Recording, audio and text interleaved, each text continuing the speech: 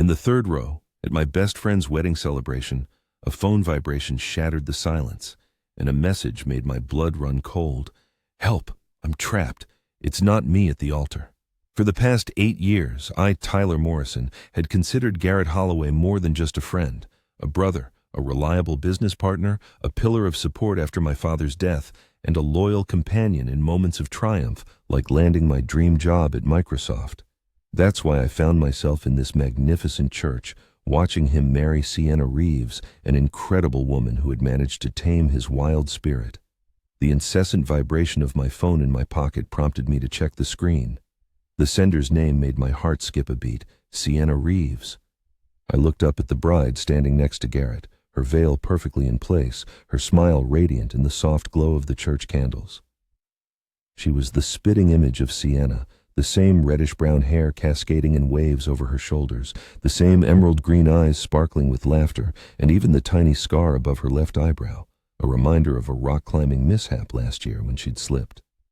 A memory flashed, Garrett in a panic, Sienna waving him off, saying, "Scars tell stories better than flawless skin." My hands trembled as I typed a reply. "Where are you?" The answer came instantly. "In the church basement. He's been keeping me here for weeks. Please hurry. The ceremony is almost over." My girlfriend, Piper, noticed my distress and leaned over, whispering, "Tyler, what's wrong? You look like you've seen a ghost." I couldn't answer. My gaze was fixed on the woman in white at the altar. The priest spoke of the sanctity of marriage, of 2 souls merging into one, but all I heard was the blood pounding in my ears. The bride turned slightly, and the light from the stained glass windows momentarily highlighted something false in her smile. It was too polished, too perfect, as if rehearsed 1,000 times in front of a mirror. A new message arrived. "Tyler, I know this sounds crazy, but you have to believe me. The woman marrying Garrett isn't me. Please, I've been trying to get someone's attention for weeks. They took my phone, but I found an old burner phone hidden among the basement supplies. You're the only number I remembered by heart." Garrett's mother, Judith, sat in the front row, wiping away tears with a lace handkerchief, but her gaze wasn't on her son. She watched the bride with an intensity that seemed less like maternal pride and more like a director watching an actress in a climactic scene. Beside her sat Uncle Vernon, the church sexton and Judith's brother, nervously fiddling with a set of keys. The bride began to recite her vows, her voice clear throughout the church. "Garrett, from the moment I met you at that medical conference in Chicago, I knew you were unlike anyone I'd ever met." The words were right. The voice was right. But watching her, I noticed she gripped the bouquet in a death grip, her knuckles white beneath the lace gloves. The real Sienna was allergic to lily pollen, and her bouquet was full of white lilies. She should have been sneezing, her eyes should have been watering, but instead, she stood perfectly still, absolutely composed. My phone lit up again. I can hear the organ music through the ventilation. Is the ceremony happening? God, Tyler, he's sick. They're all sick. His sister didn't die in that car crash 5 years ago. She's alive and completely insane. That's her up there, in my dress, living my life, marrying the man I thought I loved. The words hit me like a physical blow. Briar Holloway, Garrett's twin sister, whose death was supposed to have broken him. Every year, I marked the anniversary, watching Garrett disappear for days, returning with vacant eyes and drunk. The photos he'd shown me, of a beautiful girl, so much like him. It was eerie, the way he sometimes started to say, "Briar, thanks," before catching himself and changing the subject. "Ask her about the moon jellyfish," the next message read. "That night in Monterey Bay, just the 3 of us. She won't know. Only the real Sienna knows what happened when you got stung. Please, Tyler, I'm down here, listening to them rehearse my life story with her for weeks. They taught her everything except what only we know." The priest uttered the words about objections, that traditional phrase everyone jokes about, but no one expects to actually hear. My throat went dry. Piper took my hand, probably assuming I was just moved by my best friend's wedding. She had no idea I was standing on the precipice of a nightmare, witnessing perhaps the most elaborate deception I had ever seen. A horrifying scene unfolded before my eyes. The woman in the pristine white wedding dress turned to the assembled guests, and her smile, unnaturally radiant, was jarring in its flawlessness. My heart pounded with alarm when I noticed Sienna's wedding ring adorning the wrong hand. My memory helpfully reminded me that the real Sienna always wore it on her right hand, a consequence of an old volleyball injury that made her left ring finger sensitive to pressure. This woman, however, as if mimicking images from a screen, proudly displayed the ring on her left hand, as if playing the role of a bride she had seen in a movie. Sienna's last message flashed in my mind. "Tyler, please, I know you're scared. I know this sounds unbelievable, but only you truly know me. Only you can stop this." A desperate cry for help continued to torment my mind. The basement door is hidden behind the confessionals. Uncle Vernon has the key. He brings me food, but he doesn't suspect I'm a prisoner. They convinced him I'm sick, that I need isolation to recover from a nervous breakdown. I'm running out of time. Once they say their vows, Garrett will make me disappear forever. Unable to stand by any longer, I rose. All eyes in the row turned to me.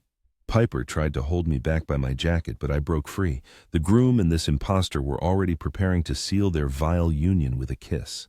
At that moment, Garrett's gaze met mine across the church.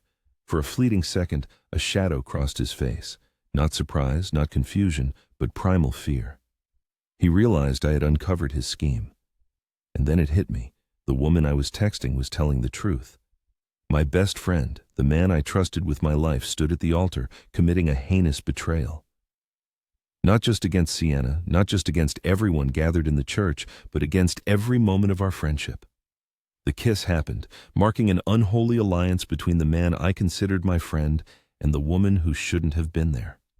The church erupted in applause. Judith Holloway stood, tears streaming down her face, but these were not tears of joy, but tears of relief. They believed their wicked deed would go unpunished. How wrong they were. Memories flooded back 8 years ago, our first week at the University of Michigan. I was struggling to connect my laptop to the university Wi-Fi, and Garrett burst into my dorm room like a golden retriever, radiating confidence and charm. "You must be Tyler," he said, extending a hand. "I'm Garrett, your roommate. Fair warning, I snore like a freight train. I'm awful to wake up, and I'll probably steal your food, but I make up for it with my killer charm and ability to make you laugh." That was Garrett. He could walk into any room and command attention in seconds. While I spent Friday nights debugging code or playing computer games, he was the life of every party, knew everyone worth knowing, and still managed to get decent grades. By sophomore year, he was student body president. By junior year, captain of the lacrosse team. His future seemed set from birth. Our friendship was unlikely. I was an introvert, preferring algorithms to alcohol, hackathons to noisy parties. But Garrett had a gift for making you feel like the most important person in his life when he gave you his attention. When my father died suddenly during junior year, Garrett drove me home to Detroit, attended the funeral, and took over all my academic responsibilities for 2 weeks. "That's what brothers do," he said, and I believed him. After graduation, Garrett went into pharmaceutical sales, and I joined a startup that was later acquired by Microsoft. Despite our different paths, we remained close. Weekly beers turned into monthly, then quarterly, but our bond never weakened. When Garrett called 2 years ago, breathless with excitement, I knew something had changed. "I met her, Ty, the one. I know it sounds crazy coming from me, but I'm serious." Her name was Sienna Reeves, and she was Garrett's complete opposite. Where he was all flash and charisma, she was full of substance and warmth, working as a pediatric nurse at Seattle Children's Hospital. She had been at the same medical conference where Garrett was promoting his company's new insulin delivery system. She had called his sales rep out on misleading statistics. Garrett laughed during that first conversation. I remember their meeting, which happened right in front of 200 witnesses. Tyler realized then that he simply had to meet this girl. Their relationship developed quickly, but it felt right. Within 6 months, Sienna had moved into Garrett's downtown apartment. A year later, they announced their engagement. Tyler had never seen Garrett so at peace, so genuinely happy. Sienna had awakened something authentic in him, something Tyler had only glimpsed during their late-night college talks when Garrett was less guarded. Soon, they became an inseparable trio.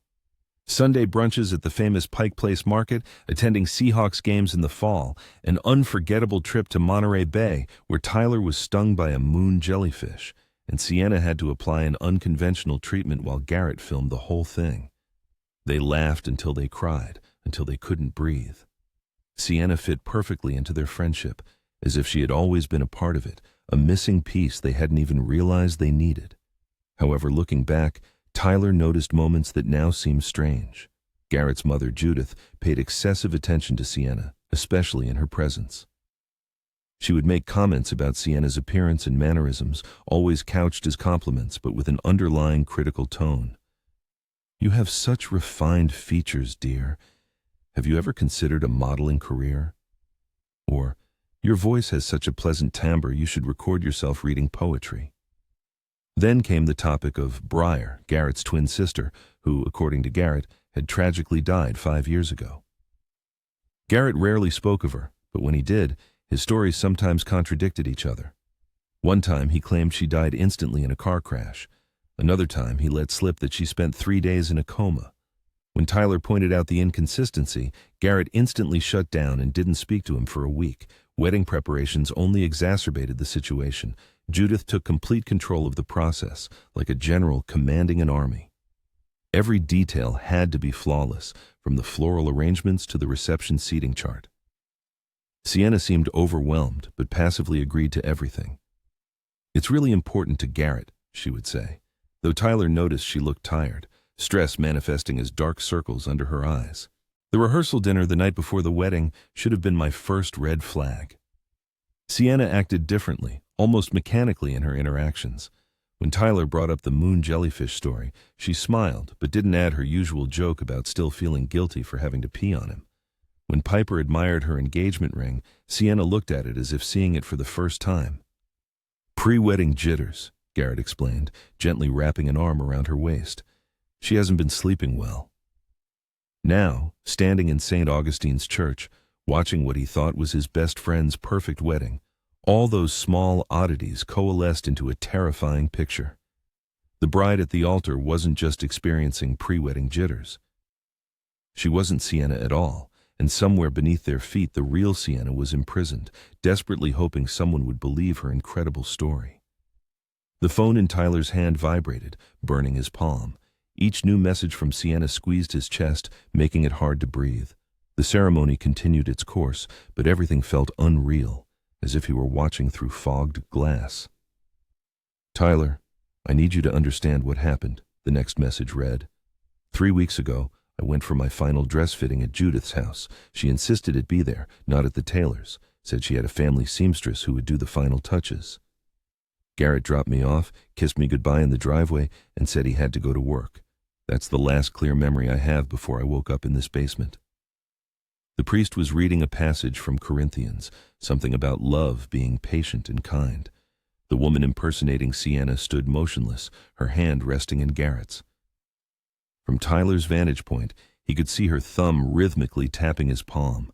1, 2, 3, 1, 2, 3, as if she were counting something, setting a rhythm, reminding herself of something important.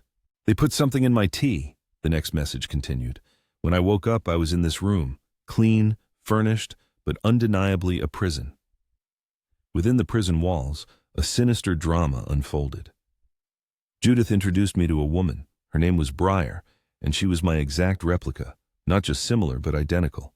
She had changed her hair color, eyebrow shape, and even worn contact lenses to match my eye color.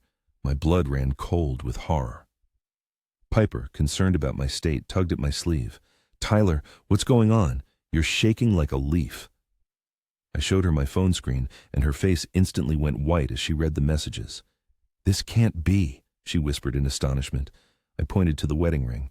"Notice, Sienna always wears it on her right hand." Piper looked towards the altar, and I saw her eyes widen with the realization of the truth. She squeezed my hand tightly in hers. A new message arrived, revealing shocking details. That night, Garrett came down to see me. He was in tears, assuring me he hadn't wanted things to go this far, and told me Briar had tried to commit suicide after hearing about the engagement. After the accident 5 years ago, in which 3 students died, she was in a psychiatric facility. Judith secured her release under private supervision, hired the best psychiatrists, tried every possible method, but Briar is obsessed with me. She's convinced she is me. At that moment, the congregation rose for a hymn, and I remained seated, unable to move. Vernon, the church sexton, watched me from the back wall. His gaze held not only worry but also guilt, fear. He nervously fiddled with the bunch of keys on his belt, constantly touching one particular key. The plan was simple, Sienna continued in the message. Briar was to replace me for the ceremony to fulfill some twisted fantasy. Then she would be sent back to Switzerland for treatment. I was to be sedated, and upon waking, Garrett would say I'd had a nervous breakdown, that I'd made it all up. They even had a psychiatrist ready to diagnose me with acute stress disorder. All the documents were prepared in advance. The hymn ended, and everyone sat down. The woman at the altar turned to Garrett, and I saw her profile. It was flawless. Too flawless. Real faces don't possess such symmetry. It seemed she had spent hours, days, weeks studying Sienna's face in the mirror to learn how to hold her mouth, tilt her head, and smile, showing just the right amount of teeth. But Briar doesn't want to go back, the next message read. I overheard them arguing last night. She wants to stay and live my life. She knows about my job at the hospital, my patients, my colleagues. She's memorized my daily routine, my passwords, my friends' names. She even knows about the birthmark on my shoulder and how I drink my coffee. Garrett was reciting his vows, his words flowing smoothly and confidently. Sienna, you saved me from myself. Before I met you, I was lost, playing a role I thought I had to play. You showed me what true love is. The irony of the situation was unbearable. He spoke of playing roles, while his sister played the starring role right before everyone's eyes. Tyler, there's something else. A new message appeared. I found scratches on the walls down here. Initials RP 2019, KL 2021. I think they've done this before. Briar was practicing, impersonating other people, and Garrett and Judith were supporting her. My mind raced, trying to connect all the facts. Rachel Patterson, Garrett's ex-girlfriend who suddenly left for Europe in 2019. Kendall Liu, who disappeared in 2021 after family intervention. Were their departures real, or were they victims too? The priest raised his hands. If anyone knows a reason why these two should not be together, let them speak now or forever hold their peace. The silence stretched. Piper squeezed my hand tighter. The moment of truth had arrived. I had to choose between the friend I knew and the truth screaming from my phone screen. I started to rise, but Garrett's pleading gaze stopped me halfway. He subtly shook his head, and his lips silently formed one word. Please. In that instant, as his words hung in the air, a fierce battle raged within me. 8 years of strong friendship collided with the desperate pleas echoing from my phone. Not immediately, but I sank back into the pew, yet it wasn't an admission of defeat. No, I needed a plan far more elegant than a crude disruption of the ceremony, one that no one would believe. The celebration continued, moving into the prayer segment. And as nearly 200 heads bowed in unison, I whispered to Piper, I'm going to the restroom. If I'm not back in 10 minutes, call emergency services immediately. Tyler, let me come with you, her anxious whisper replied. No, stay here. Your job is to record what's happening on your phone. We need irrefutable evidence. I silently slipped out of the pew and headed towards the church exit. My footsteps barely echoed on the marble floor, lost in the sounds of the organ music. In the narthex, I noticed Vernon diligently polishing brass candlesticks. His movements were precise and measured, as if he were trying to distract himself from troubling thoughts. Vernon, I called softly. He flinched, nearly dropping a candlestick. Mr. Morrison, you startled me. Shouldn't you be inside? The ring exchange is about to happen. I approached, noticing his hand instinctively reach for his keyring. Vernon, I need your help. Judith asked me to get something from the basement. She said it's urgently needed for a surprise at the reception. His face, etched with wrinkles, registered complete bewilderment. During the ceremony? That doesn't sound like Mrs. Holloway at all. She strictly forbade anyone from going downstairs today. Said there were flood consequences from recent rains. It's Garrett's old lacrosse jersey, I blurted out, from his winning game. Judith wants to display it during the father-son dance. She forgot to bring it beforehand and doesn't want to leave the ceremony. Vernon studied my face intently. I could see an internal struggle brewing in his eyes.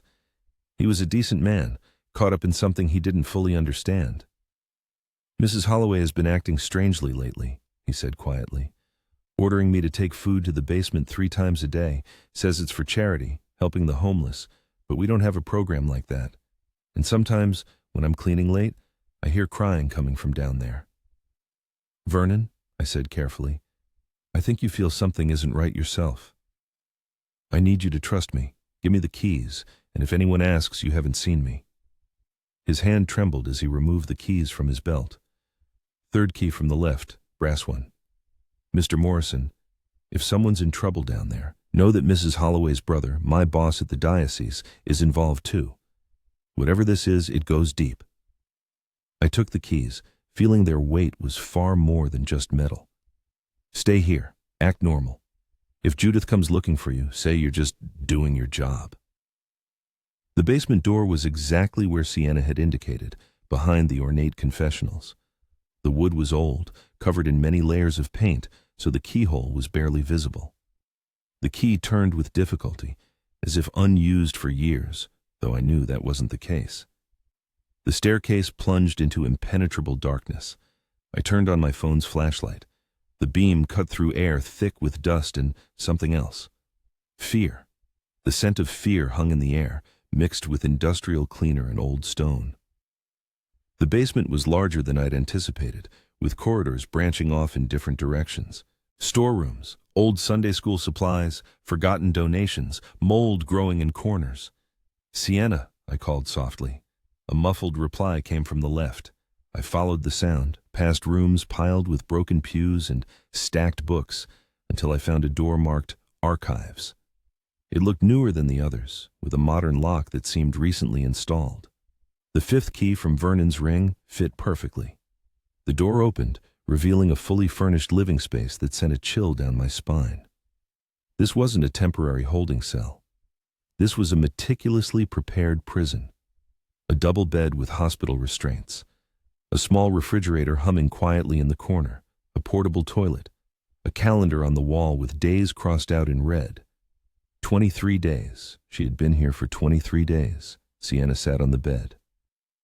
Her wrists were scratched and bleeding where she'd managed to free one hand from the leather restraints. She had lost weight, her hair was dirty, and she wore a hospital gown, but her eyes were clear, full of life. "Tyler," she whispered, "you came." I had lost hope anyone would believe me. I rushed to her, trying to free her from the remaining restraint. "We need to get out of here right now." "No," she said, grabbing my arm. "First, you need to know everything. There's a filing cabinet in the corner. Records of other women are there. Breyer's victims. Some of them are still alive, Tyler. They're in psychiatric facilities across the country, discredited, destroyed. Garrett and Judith have been covering for Breyer for years, feeding her obsession instead of treating her." The sound of footsteps on the stairs made us both freeze. Heavy, distinct steps that could only belong to one person. I stood between Sienna and the door, feeling my heart pound in my chest. Garrett appeared in the doorway, still in his tuxedo, his boutonniere slightly crumpled. Controlled agony was etched on his face. "I knew you'd figure it out, Ty. You were always too smart for your own good." "Garrett, what have you done?" I shielded Sienna with my body, realizing my best friend was now my potential adversary. "You don't understand," Garrett's voice cracked, and for a moment I saw the same guy I'd met in college, scared and trying to hide it. "Breyer didn't die in that accident. She caused it. 3 teenagers from a rival sorority died. She ran them off the road because they wouldn't accept her. Mom and I have been hiding her ever since, moving her from one institution to another, hiring the best doctors money could buy." Sienna stood behind me, her voice steady despite everything. "So you just gave her my life? As if I'm some interchangeable part in your sick family drama?" "It was supposed to be temporary," Garrett yelled, losing his composure. "Just for the ceremony. Mom's dying, Tyler. Pancreatic cancer, stage 4. She has 3 months to live, maybe less. All she wanted was to see her children married, happy, normal. After today, Breyer was supposed to go back to a clinic in Switzerland. They have a new treatment program there. Experimental, but promising." "What about me?" Sienna's voice was icy. "I was just supposed to disappear?" Garrett couldn't meet her eyes. "We were going to say you had a psychotic break, that wedding stress triggered something. By the time you recovered and were discharged, Breyer would be gone, and we could start over. I had the documents prepared, a psychiatrist ready to sign them. It would have worked." Would have worked? I immediately noticed the past tense. Garrett's face darkened. Briar doesn't want to go back. She's convinced herself she is Sienna now. She knows everything about you. He looked at Sienna. Your childhood memories, your work schedule, your patients' names. She spent 3 weeks down here with you, studying you, becoming you. She plays the role of you better than you do yourself. This is insane, I said. Yes, Garrett chuckled bitterly. Exactly. Insane. My whole family is insane, Tyler. My mother, who covered up a murder to protect her daughter. My sister, who thinks she can steal people's lives. And me, who went along with all of it because I'm too cowardly to stand up to them. Suddenly, footsteps sounded from above. Many footsteps, fast. Garrett's face paled. No, the ceremony should still be going on. Piper's voice called from the stairs. Tyler, the police are here. Relief washed over me. Suddenly, my resourceful girlfriend, without losing a second, had called for backup in my absence. As if by magic, 2 police officers appeared, their hands already resting on their holsters, assessing the scene before them.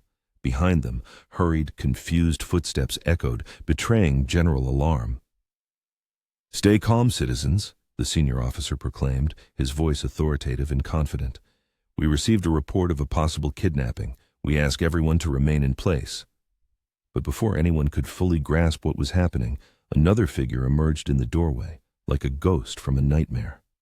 The bride, clad in Sienna's wedding dress, her veil torn to shreds, stood before the stunned congregation.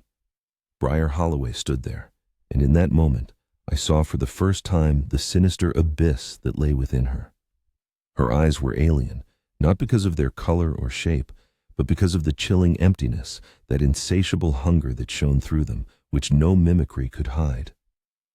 You ruined everything, she hissed at me, her voice still flawlessly copying Sienna's, like an echo from another world. Everything was perfect. I was perfect. Everyone believed I was her, the real one. Briar, darling, go back to your room. Judith's voice, full of despair, came from behind the officers. She pushed past the police, still in her mother of the groom dress, her face a mask of grief and horror. We'll fix everything, like we always have. We'll make it work. No, Mommy, Briar replied, and her laugh, sinister and insane, made everyone involuntarily recoil. It's over. Don't you see? The show's over. The audience knows the truth. She turned to Sienna, her gaze full of malice.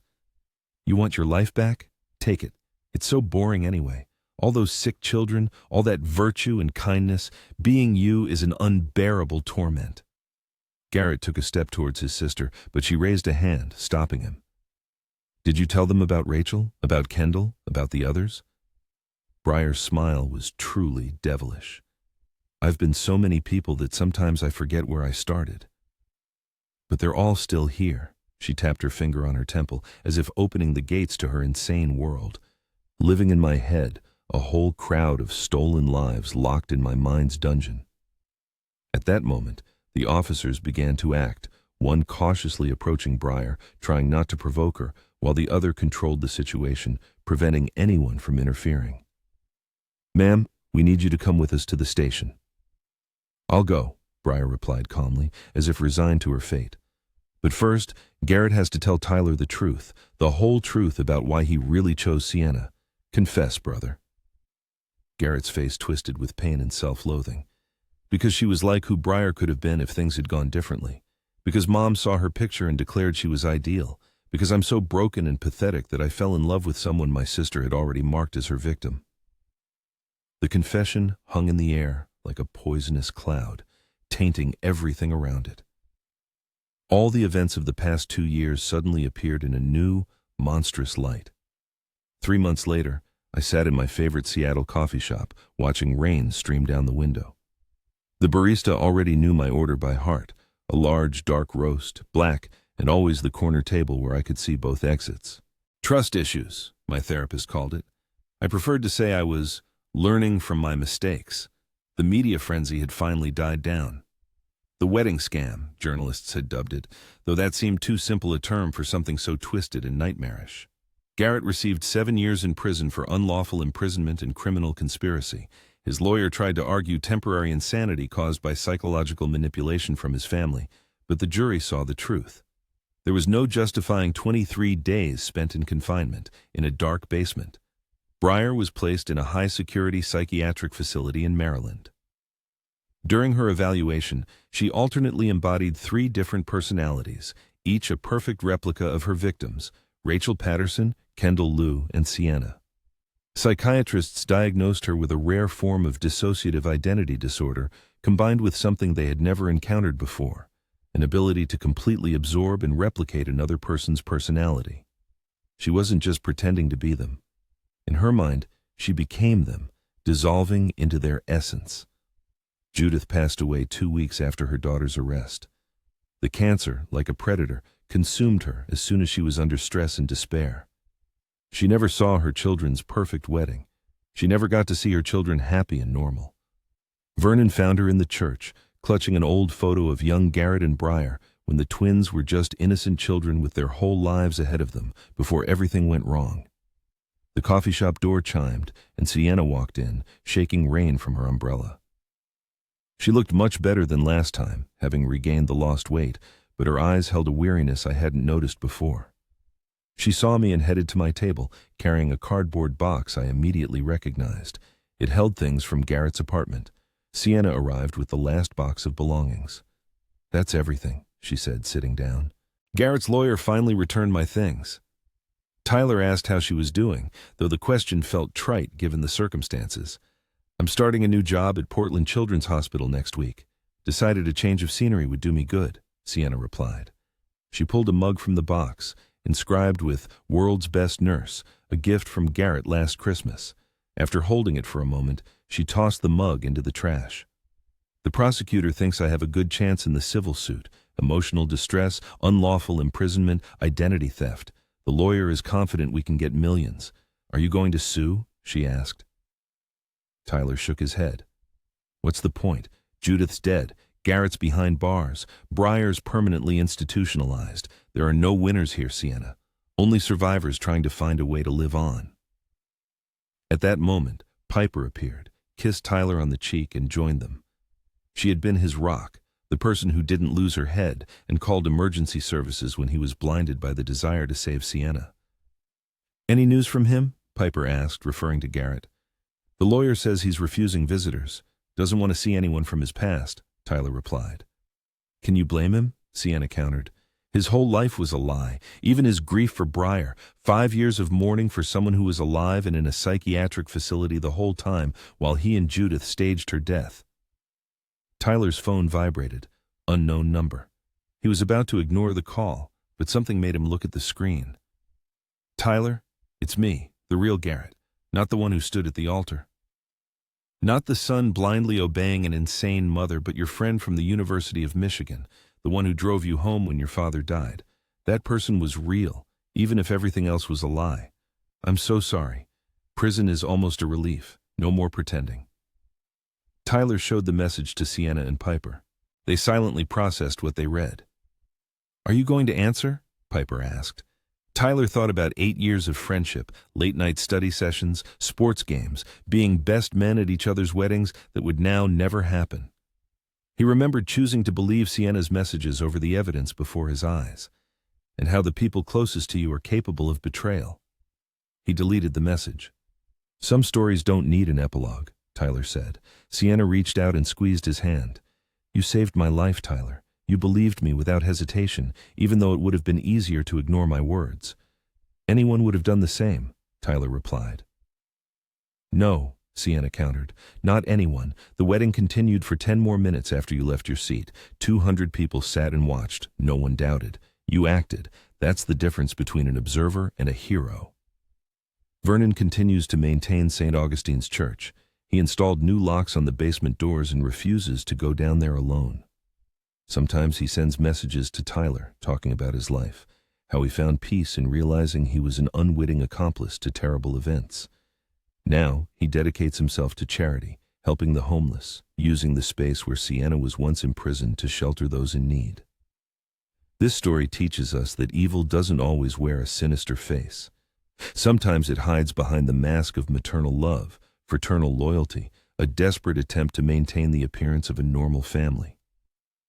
The warning signs are always there. One only needs to be attentive, excessive control, inconsistencies in stories, and obsessiveness mistaken for love, but which was truly possession. But this story also teaches us courage, the ability to trust our instincts when something feels wrong, and the readiness to act when it would be easier to stay silent. Sienna, driven by desperation, consciously took an enormous risk by sending those very messages, hoping the recipient would be able to discern the truth hidden between the lines. And he, in turn, took a risk by trusting her words. Piper, without hesitation, put her own safety on the line by calling the police. Even Vernon, in his own peculiar way, took a risk by handing him the keys that became the starting point in this convoluted story. The truth is, everyone eventually faces a situation where they witness injustice and must decide, intervene, or stand aside. Often, people find compelling justifications for their inaction, convincing themselves that it's not their business, that they must have misunderstood the situation, or that someone else will surely take responsibility.